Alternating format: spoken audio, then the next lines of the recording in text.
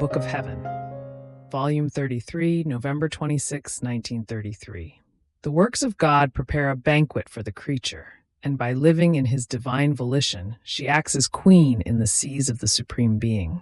How one who does her own will sets herself apart from everyone and remains alone, the derelict and lost one of creation.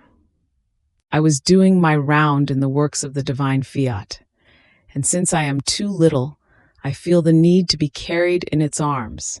Otherwise, either I get lost within its immensity and the multiplicity of its works, or I am unable to move forward. But since it wants to make known to me its works, in which its speaking and operating love is found, and where it tells me how much and in what manner it has loved me, so it carries me in its arms, and it leads me along the interminable ways of its holy will. But this is not enough. For each of its works, it encloses in me the love of each work as much as I can contain. It wants to hear in me the sound of the love which each work encloses. I too am a work of its own, an act of its will, and since it did everything for love of me, it wants me to enclose within myself all the sounds and keys of love which its works contain.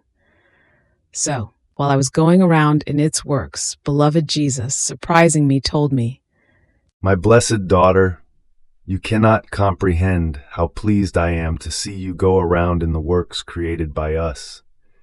They are pregnant with love, and as you go around in their midst, they pour out love and give you the love with which they are filled. And this is one of the reasons why I want you to go around in our works. They prepare the banquet of our love for the creatures, and feel honored to have a little sister of theirs in their midst, who nourishes herself with it and forms within herself as many sounds of love for their Creator, for as many works as were created. But this is not all. My divine will is not content with letting her go around in our works, but after it made her go around, making known to her many things about creation and filling her with love up to the brim, it leads her in its arms unto the bosom of the Supreme Being, who as with a tiny little pebble casts her into the interminable seas of His attributes. And the little daughter of our will, what does she do? Just as a little pebble cast into the sea makes all the waters of the sea ripple, so does she move the whole of the sea of our divine being. And while she swims in it, she drowns with love, with light, with sanctity, with wisdom, with goodness, and so forth. And oh, how beautiful it is to see her, to hear her say as she feels drowned, "All of your love is mine, and I place it in act of praying you to make the kingdom of your will come upon earth. Your sanctity is mine, your light, your goodness, your mercy is mine. It is not my littleness that is praying you, no, but it is your seas of power, of goodness, that pray you, that press you, that assail you, and want your will reigning on earth." So the littleness of the creature appears as acting as queen in our Supreme Being, reuniting together our immensity and power, and making us ask from our own selves what she wants, and we ourselves want.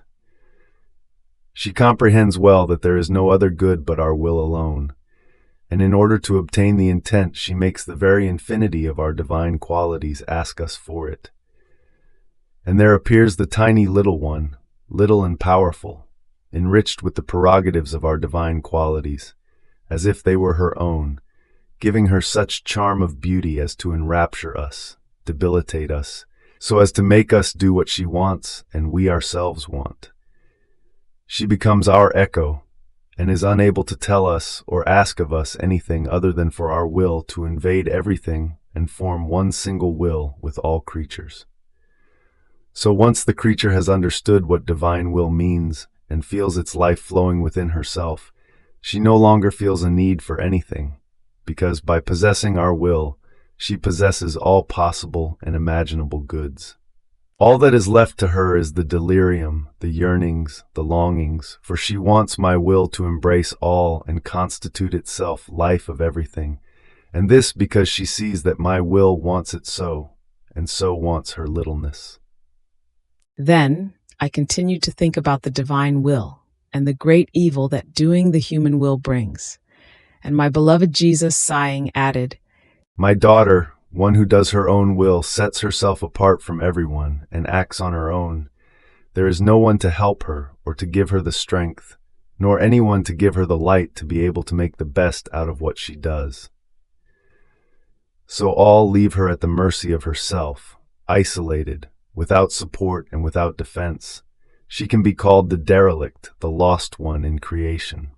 Just penalty for one who wants to do her own will. To feel all the weight of the loneliness into which she herself has cast herself, and the lack of help from anyone. And oh, the sorrow I feel in seeing so many creatures apart even from me, and I, to let them touch with their own hand what it means to act without my will, remain as though far away, letting them feel all the weight of the human will, which never gives them rest and becomes their cruelest tyrant. The complete opposite for one who does my will. All are with her, heaven, saints, angels, because out of honor and respect for my divine volition, all have the duty to help that creature and sustain her in those acts where my will enters. My will itself places her in communication with everyone and commands everyone to help her, defend her, and form for her the cortege of their company. Grace already smiles at her, the light shines in her soul, and administers to her the best, the highest beauty, into her act. I myself remain committed in one who does my will, and I make my acts flow within hers, to have the honor, the love, the glory of my acts in the act of the creature who has operated in my will. Here is why she feels the connection with all, the strength, the support, the company, the defense of all. So, one who does my will and lives in it can be called the regained one of creation, the daughter, the sister, the friend of all. My will acts like the sun, which pours light from the height of its sphere, and expanding, encloses everything within its light. It gives itself to all, it denies itself to no one, and like a faithful sister, it embraces with all things, and gives its beneficial effect to each created thing as the pledge of its love, constituting itself life of the effects it gives. In some it forms the life of sweetness, in other created things the life of fragrance, in others the life of colors, and so forth. In the same way my will, from the height of its throne, pours down its light, and where it finds the creature who wants to receive it to let herself be dominated, it surrounds her, it embraces her, it warms her, it molds her, to make her mature and so enclose its admirable life as if it were life of the creature. And with this life everything and everyone are with her, as everything belongs to my adorable will. Fiat.